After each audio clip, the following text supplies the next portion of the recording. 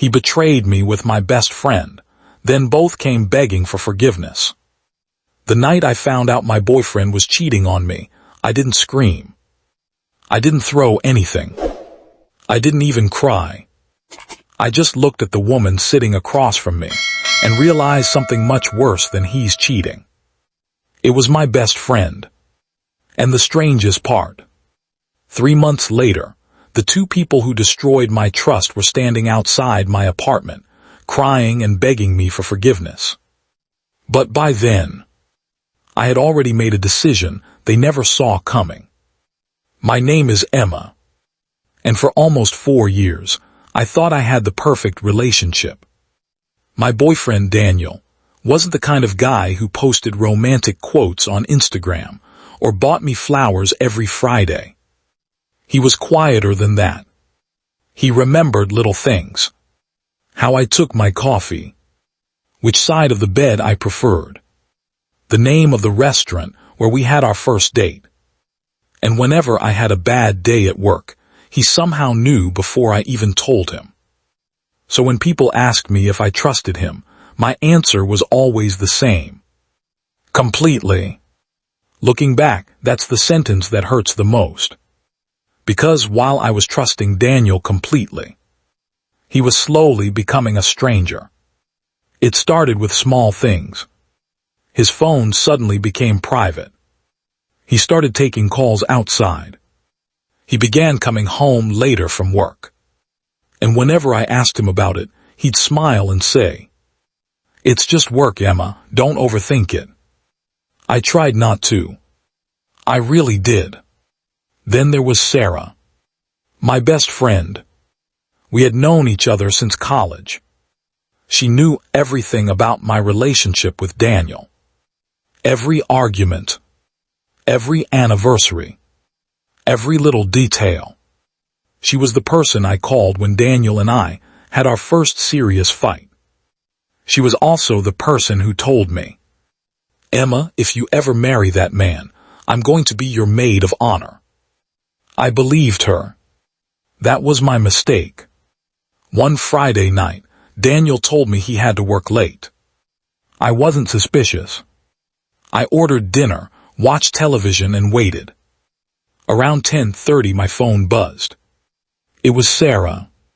She texted, "You still awake?" I replied, "Yeah, Daniel is working late again." There was a long pause. Then she answered, "Oh, okay." Something about those 2 words bothered me. I didn't know why. The next morning, Sarah called me. She sounded nervous. She asked if I'd seen Daniel the night before. I laughed. "Yeah, he said he was working." Silence. Then she said, "Emma, I need to tell you something." My stomach dropped. She told me she had seen Daniel at a restaurant with another woman. I remember sitting on the edge of my bed, staring at the wall. I asked her, "Are you sure?" She said yes. Then she sent me a picture.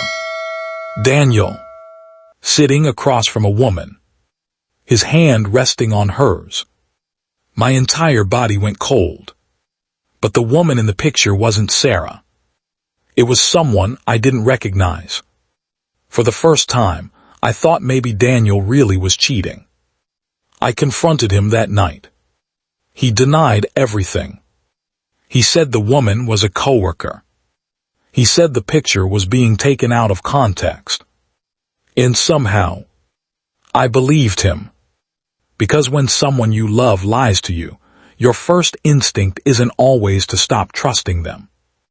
Sometimes your first instinct is to find a reason to believe them. A week later, Sarah came over. She hugged me. She told me I deserved better. And then she said something I'll never forget. "Emma, if he ever hurts you, I'll be the first person standing beside you."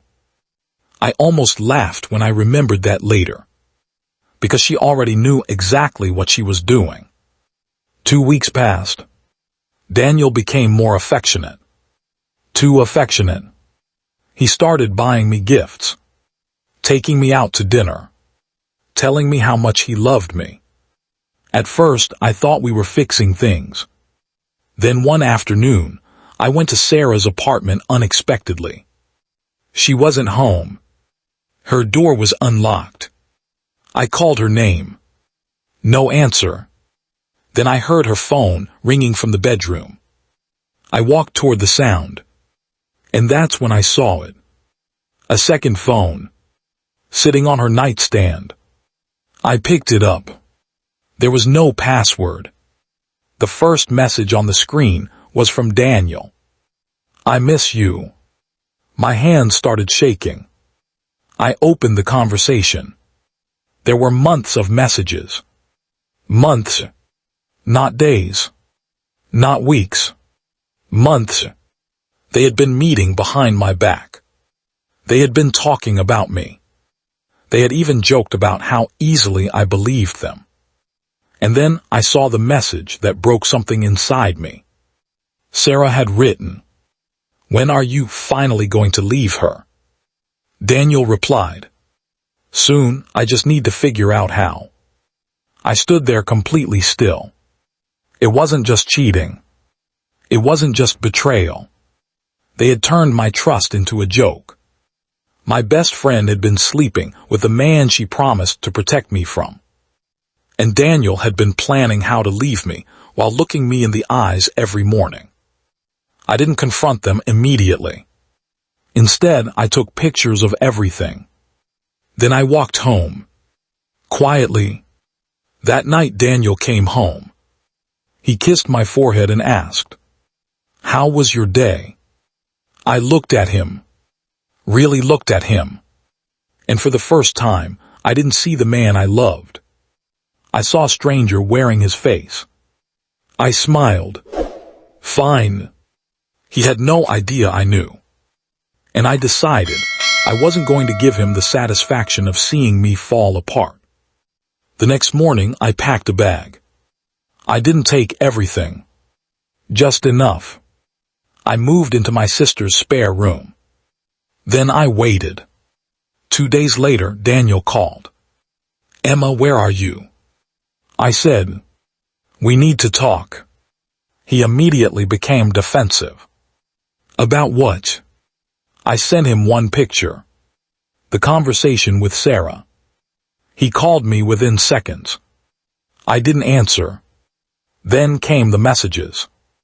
"Please let me explain. It's not what you think. Emma, I love you." I finally replied. "You had months to tell me the truth." Then I blocked him.